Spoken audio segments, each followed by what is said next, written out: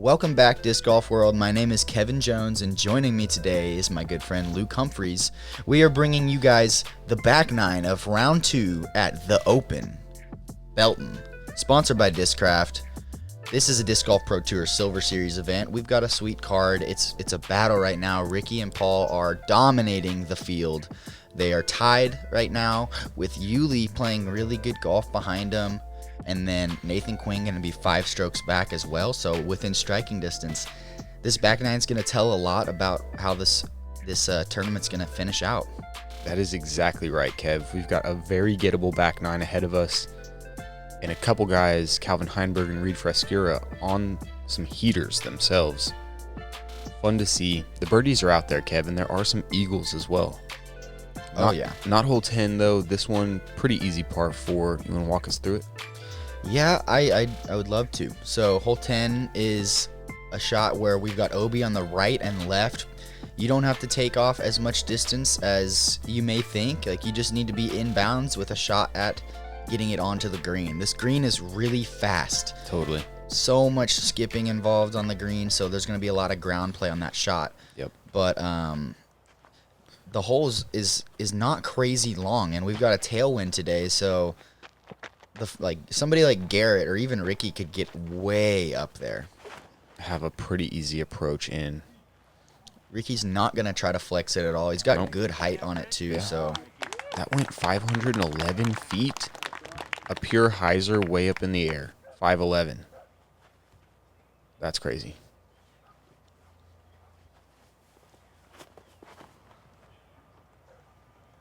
Nathan Queen getting a little more flex on his. Going to end up in a similar position. Dead center. That's exactly what you want to see. The righty backhand approach plays a little better into this green.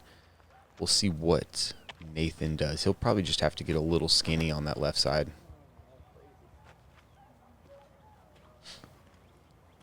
You can see these guys not going, oh, God, that's got to sit. Sit. And it does. Ooh, a little closer than he would have liked. This fairway is hard pan, so you are going to get skips, similar to the green as you already mentioned. Paul going nuke.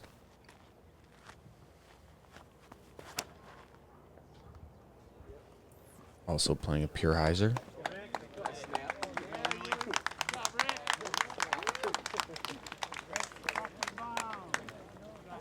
And perfectly played to the middle of the fairway. He'll be first up, the furthest from the hole. Let's see how far we're looking here. This looks like a raptor out of him. I'd guess just over 3. I like that angle. It's got to land right of the basket, or you're going to end up well left of the basket. Nice, man. That's 2 days in a row that he's playing that perfectly. Mm-hmm. Just outside circle with his skip. Takes him right to the basket. Nathan Queen is going left side. Looks like a mid-range. That's pretty perfect. Wow. Yeah, it is trickier, but he is so proficient with his lefty backhand. And Paul's so far over there, he's going straight putter. Straight putter, keeping the nose to the right so that the wind just pushes it down and keeps the disc really straight. That's perfectly executed, and Ricky's going to swing one in way around. It looks a little sawed off, but catching great. Oh, it's a pig. That's totally why. Okay. Catching great action on the ground with the pig. That was a huge drive from him. Standstill pig into this. It's impressive. And if that's our furthest putt, you can chalk up another star frame for these boys. Made that one look easy, Kev. As it is, really. One of the easier holes on the course. Coming in as the 3rd easiest, playing over a half stroke under par. That's really surprising. I think the right wind, as you mentioned, it was downwind today. It played trickier the day before when it was a headwind. For sure. We head to the 4th easiest hole on the course. You get a little break right here. You definitely want to get 10 and 11 on your way to starting out a hot back nine. Yeah, this hole is a lot more difficult when there was OB on the right side of the basket, that OB creek, but now there's no OB on it, so it's a straight 290 footer. I mean, That's very basic. If you take the disc right of the basket when it lands, it's most likely shooting off that way as well. Perfect shot from Ricky right there, going pig. Let's get that GK replay going.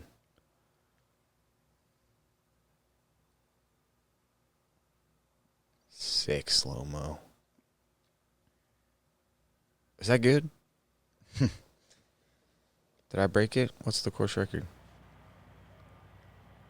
Nice shot from him. Nathan, going with the same mid-range that he threw on the previous hole.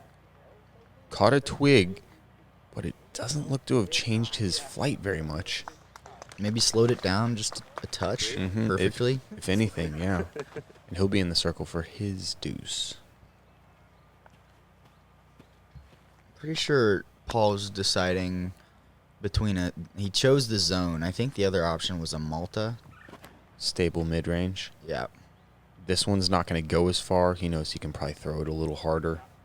Trust its stability in the finish. Beautiful. I love the play with the zone there. It's a slick disc, so you're able to scoot it up there from like circle's edge. Oh no. Miscue from Uli right there. He's known for throwing flippy putters, so his release angle by itself didn't necessarily tell us anything, but it looks like he committed to the wrong line. Oh, man. I guess disc choice maybe. This is tough, though. The other problem is if you don't land this right on the basket, oh my gosh. How bad was that almost? Hit the very top of the flag. He's lucky to stay there. Great putt from Nathan. High left plays on these baskets. I guess that's high strong side.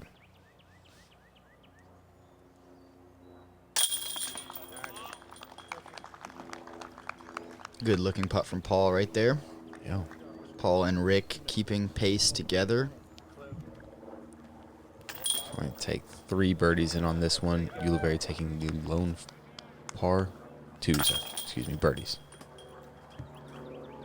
And he'll move another stroke back of our leaders who are distancing themselves a little bit. Quick opportunity to thank the Disc Barn for sponsoring this drone coverage the entire time that we're in Texas. Big shout out to you guys. Go visit them at thediscbarn.com. They're taking pictures of every disc and showing you guys what they got. Support them. They're supporting us. Hole 12 is a par 3 at 375 feet. It's playing uphill, so it probably takes a little bit more distance than that. We've got a tailwind today, I'm pretty sure. And this looks fantastic. It's going to hit the hill and straight skip him up there. That is how Ricky draws it up right there. Playing a stable disc into this little area right here. They always filter a little bit more towards the basket than what you'd think. That's looking better. That's going to be under it if it doesn't hit anything. Oh my gosh, you're right. Hard hole to park. Once you've made it through that opening, you have to go uphill another 30 feet. So carrying your height and your speed into that hill is the best way to get all the way up there. Beautifully done by Nathan. Paul going back to that vulture he threw yesterday, and looks like he makes the adjustment nicely. Doesn't get the skip up, but circles edger. Yeah, I like it. Tricky putt, though. That's no gimme.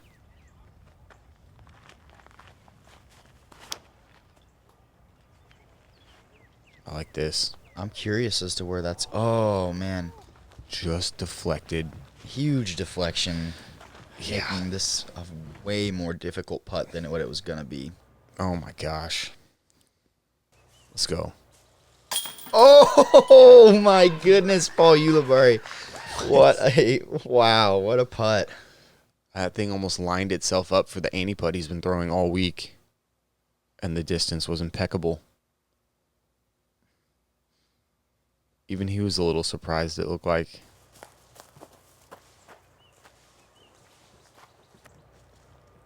Man, he's just a highlight machine this week. This is about 25 feet up the hill to keep pace. Yes, pressure on Rick. I love that tempo. Nice and slow. knowing that the weight transfer in an uphill putt is going to be a little different, and it's going to take another split second for you to get that. Ricky with some stance issues right there. Looked like that sideways tree may have been preventing him from giving it the height that he would normally. Sure. I think his footing and the trees that he was around just were making it just a little uncomfortable for him. Either way, losing a stroke to Paul McBeth, dropping out of a tie for the lead.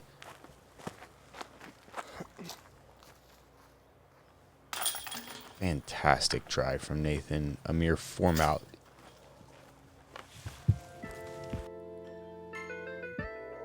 And here we are. Site of Ulibarri's Albatross from yesterday. A par 5 under 400 feet. Giving you the opportunity to get an eagle or an albatross, but with so many trees in the fairway and the entire slope from left to right, this hole is no gimme. Nor is it a very good hole. I wouldn't disagree. There's so many trees. You see good shots kick way off to the right, and you see bad shots kick to the perfect landing zone. Let's see what happens today. Separation happens, that's for sure. Let's go. So a lefty throwing on this hole is just, wow, that's so impressive. He's got to flip that thing up so much. It's just so dangerous. The whole slopes so severely to the right that if he touches anything, he could end up so far down the hill. And right side is definitely more obscure than the left side. You have way more room to work left side. Paul making it look The one to miss. Exactly. He knows he misses that. It's a tap and eagle at the worst. At worst. At worst. So true. Now he's got a very difficult, specific shot to execute an eagle. Uli going with the same nuke he threw round 1. Oh boy. And 2 feet left of the line that he threw round 1. Compared to how bad I It'll be a much different hole for Paul today. T-bird 3 from Rick. He throws this disc great.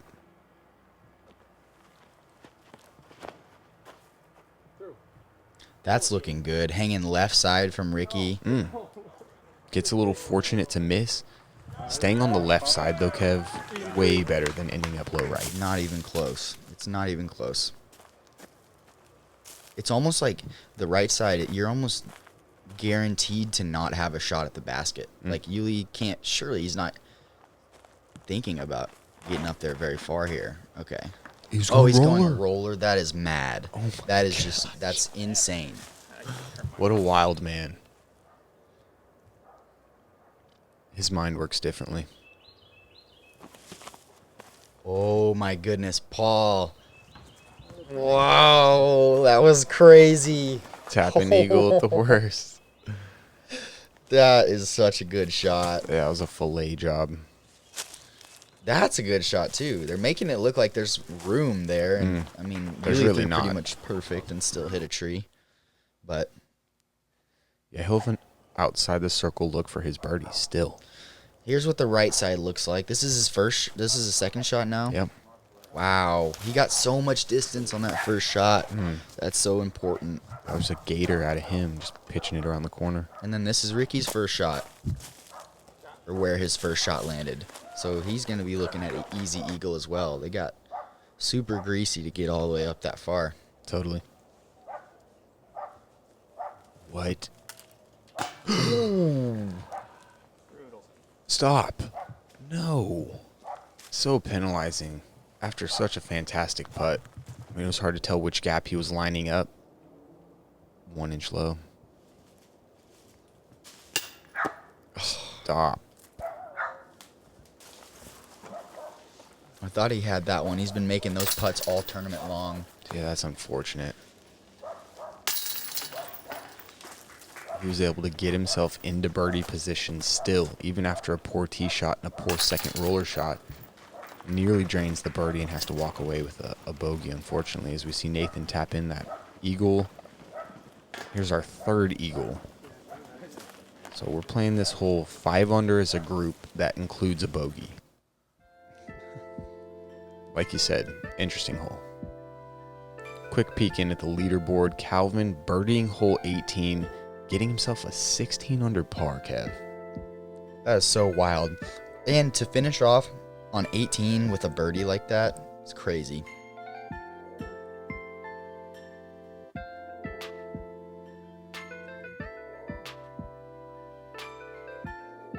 Hole 14 is a par 3. This is a very simple hole. Yeah, it's just a forehand shot for most guys. Lefty backhand, we'll see from Nathan.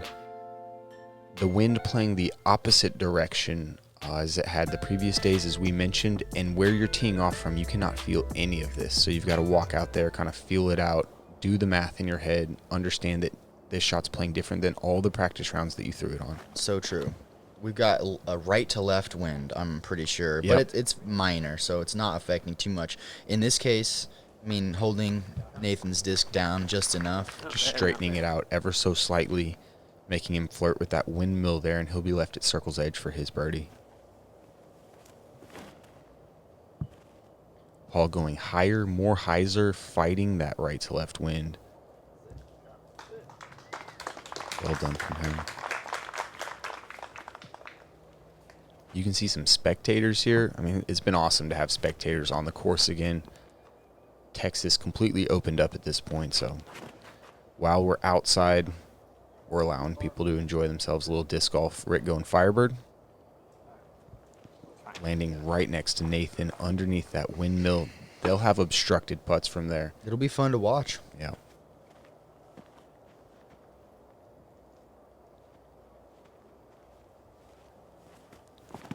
Finger pop force from Uli. That's good. That's a great shot. Coming in a little early is what some of the best shots look like. An unobstructed putt is nice to have here. And Uli, the past couple holes, he literally just lost his putting feels just recently in the last couple holes. Yeah, it really happened last hole because he hit a nice one on 12. Yeah, he nailed that one. It was just the last hole. That thing. Rick's got to go full-on touch shot from there. You can be 22 feet away and not be able to throw your normal putting stance.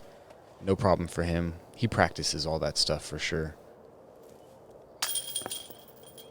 And Nathan, we see him coming a little lower with that straddle, similar to you, and that bush in his way affecting him quite a bit more than Rick. For sure.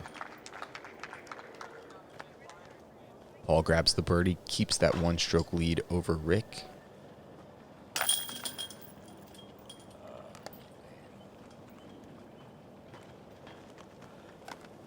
Couple pars from Nathan and Uli. As we head to hole 15. This one playing downwind for the first time this week, Kev. Right. So much easier. With this one with the tailwind just makes it so much easier because it's so important to get a lot of distance off the tee. Those 3 mesquite trees on the right are going to be great.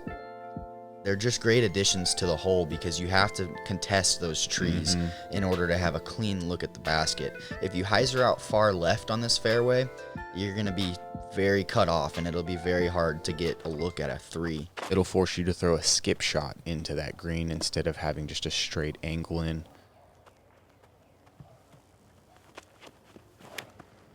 I was wondering if we were going to see this. This is a play at the green. Yeah, that's awesome. I can't believe I never thought of that. That's perfect. Yeah, we might see that one out of Kevin Jones today. Highly possible. Depending on the winds. Rick, this is an air shot disc out of him, though. Yeah, stable disc. Needs some turn, and he's got it. Oh, my. Let's see how that compares to Paul's distance. Further. Very similar. In a better spot, too. That's so I'm not huge. sure.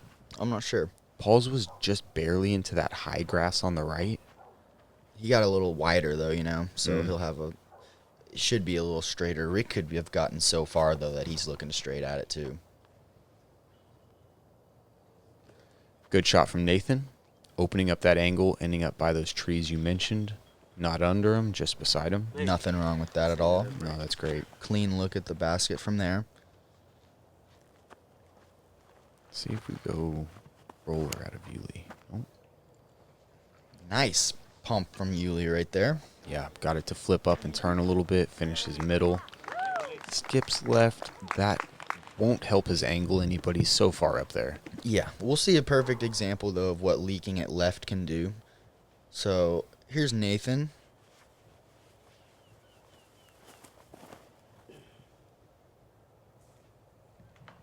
Oh, just came in early, but Getting fortunate. doesn't matter. You don't see many discs get through that early left spot. Lots of stuff kicks down and leaves you a very obstructed putt from there. Interesting. And it does. Oh my Oh gosh. my goodness. That was a great shot from That's Paul. so technical. This is a run. For sure is. You know, when he lines up those runs, you can tell it's different.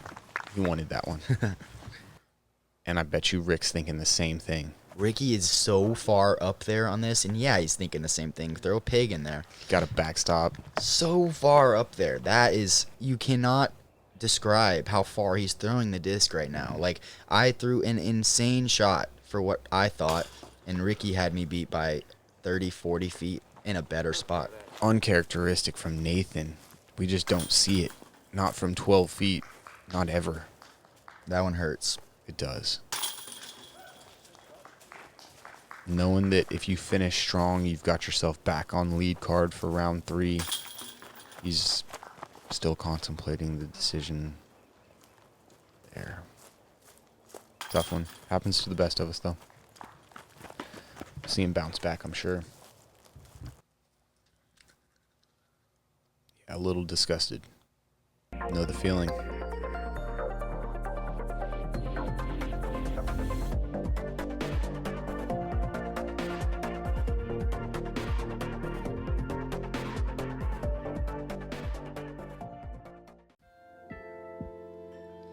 Now we've got hole 16. It's a par 3. It's 235 feet. Pretty severely uphill.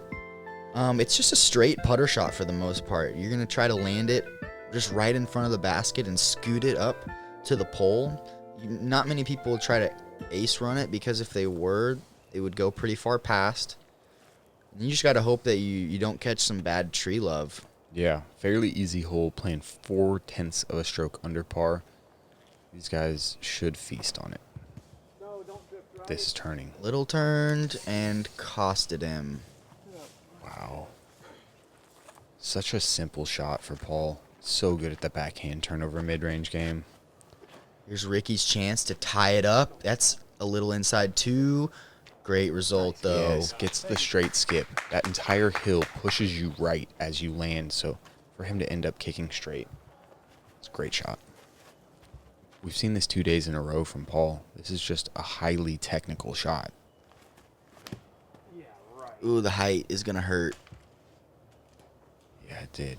Regardless, that was hyzering out early. Needed some help. For that sidearm, height is so important, because if it starts fading out, it just goes downhill from there. Wow. Oh my goodness.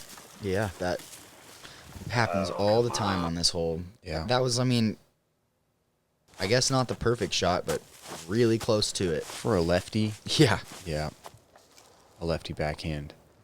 So none of the card is in the circle? Or Rick? Rick's in the Ricky circle. is parked. And then we got a bunch of... That is Paul. big mistake. Watch out, bros. Good moves by Isaac. I think you Yikes, might dude. have... Ouch. Why? all in all, 120-foot roll. Yuli's not loving life right now. He's trying to just give that a run. He's trying to make up a birdie, you know? Okay, And fortunate to get there. It looked like it caught a couple different trees on the way. for sure. Tricky spot. This is a makeable putt for Paul. He's got Anheuser. He's going to jump it. Oh, not even close. Ooh. Right by basket. Chain high. Good bid from him. It looks like a pretty weird stance for Nathan. Oh, he was really close to the basket. Wow. He was like 40 feet. Yeah, just outside the circle, but highly obstructed. And Rick, you gotta love that. Picking up a stroke on a hole like this. For sure. You go into it thinking, I'm just gonna birdie this. He's gonna birdie it. We're gonna move on. This hole could separate on the final day. This could be a huge hole. Like, I'm just saying. It totally could. If you throw a disc straight at the basket, there's a tree in the way. Kick you backwards, roll into the shoal down right. I mean, There's rocks, roots. your best bet's to put this thing close. Get out of there. It's a par from Nathan. As we head to hole 17, baby. Hole 17, another huge separator hole. I mean, everybody's looking to get a birdie on it, but things can hit the fan really quick with this one. Yeah. On this tee shot, so this day we're having a right to left wind, so it's pushing the discs more straight than normal. It's harder to get it far to the right. Yeah, which is the optimal way to play into this green. The further right you get it, the straighter the approach shot in. Yes. And when you're trying to land it on a hill, landing the disc flat is of utmost importance. That is not even close to right enough. He's going to have the big tree in his way. That is going to be a super difficult upshot from there. It's interesting how important placement can be on holes like this, and that was just, it's not the spot. Still scoreable. It's Ricky. Like, he can make something happen, but not much room for error. We saw Paul go roller off this tee yesterday. Wonder if that right to left wind is kind of keeping him from doing that. So he's not trying to go to the right, it seems like. Maybe just going past it. Which is good. That is the other play. If you have the distance, you can throw basket high and then throw in 90 degrees at it, and there is a wide open gap for it. But it's probably smaller than the one on the right. Hook up. No. Oh, wow. Oh, no. That's gone out of bounds. You don't even consider that as a possibility. No, you really don't. I didn't even know there was OB over there, honestly. It's kind of hard to get to. You've got a pine tree that blocks the direct shot out of bounds. So it's got to be like a hyzer flip out of bounds, basically. And that's just a mistake by Nathan. Hey, goal number 1 is get out of the gap, and maybe he was just too focused on that. It's a roller.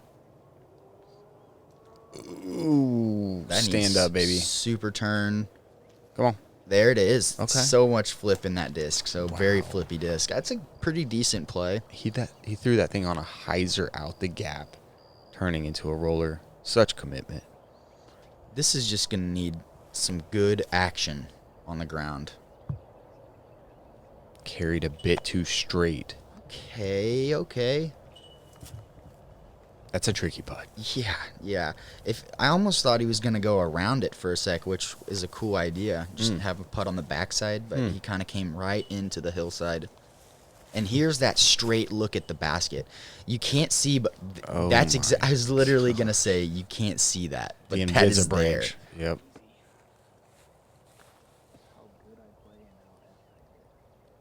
He could have easily snuck through that too. Oh. Wow, we couldn't see Ricky's point of view there, but he's having to throw a hyzer around those trees, and he just cut it off just a little bit and didn't get lucky to break through them. Fortunately, he's still makeable putt. Paul lining up the forehand, switching to the backhand. I was actually watching this live. He lined up the forehand, and then 4 seconds later threw a backhand. It happened so fast. He had options there, honestly, really even options as well. I think I like that backhand play. I do too. It was a little hot, maybe. It was really hot. Yeah, caught the platform that the basket sits on. Kicked it right about to 27 feet. You can feel things heating up right now. Huge putt for Ricky, and it's just off over the backside all the way back to circle's edge. Yeah, hard to tell where that went, but no problem. All the pressure in the world, trying to keep pace. If he misses that, he's losing 2 to Paul McBeth. you can sit there all day and putt. But you can't replicate that. No.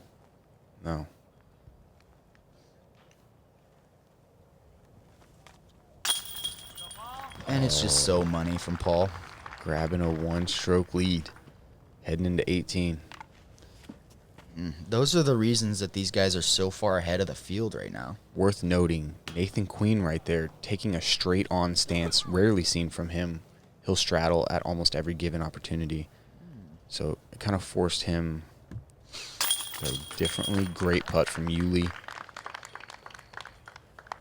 After that upshot and then the putt going a little long, that's a huge putt from him. No damage done from Nathan after that putt. Lots of times you see people hit the basket and just take off. Lucky to sit right there. As we head to hole 18, Kev. Hole 18, par 3, 465. Today we've got that left to right wind, so, I mean, nobody's going to be able to go around the right side today. And throwing around the left side with such late turn is Risky.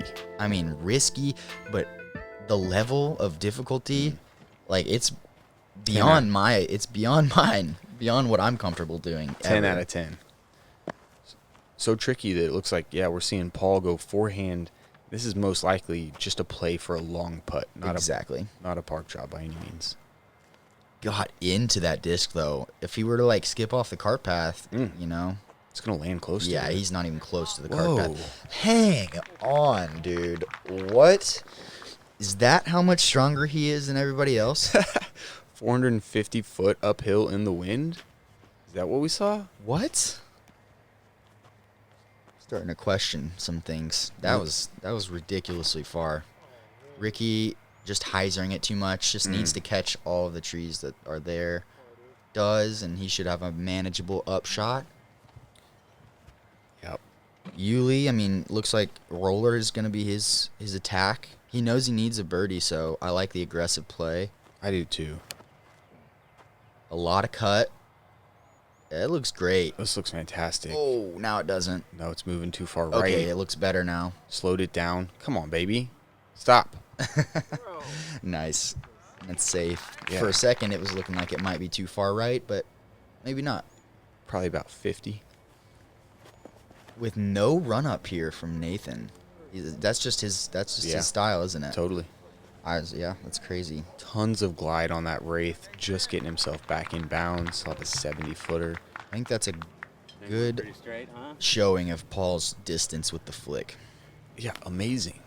We've got Rick on the card as well, who throws as far as forehands go. Rick mashes forehands, like arguably the furthest forehand thrower in the game. That's a smart move from Nathan. This green is tricky. The ground's uneven below it. Sick bid from Paul. Basket high, just a little right. Paul McBeth, outside the circle one, about 45 feet away. To give him a 2-stroke lead going into round 3. He's licking his chops right now. Tailwind. Oh. Great bid from him. Dead center band, it looked like, and he just didn't get the drop that he thought he was getting with that downwind. So much respect for the play, though. Sidearm to 50 feet, like that's awesome. I would take that every time. Insane. This hole did come in as the hardest hole on the course. Again, only 5 people able to grab the birdie. Calvin Heinberg, Ezra Robinson, Chris Dickerson, Austin Hannum, and Chandler Kramer. Wow, those are so worth the shout-outs. Yeah, for sure they are. I saw Austin hit his putt. It was really nice right after Chris Dickerson hit his putt. They played together. And there you have it. Ricky carding 2 eagles en route to a 14 under. Same score as Paul, and it'll be 1 stroke separating them as we head into the final round here at the 2021 Open at Belton, presented by Discraft. Man, Kev, we got a heater. I love it. It's going to be a dogfight on the final day. You guys have to come check it out. Here we are. It's just like when I was growing up in the game, Ricky and Paul. Ricky Paul battle, 6 strokes on 3rd place. A beautiful thing, Kev. Yeah. Thank you guys for joining us for round 2's coverage, and come check out round 3's coverage. We'll see you there.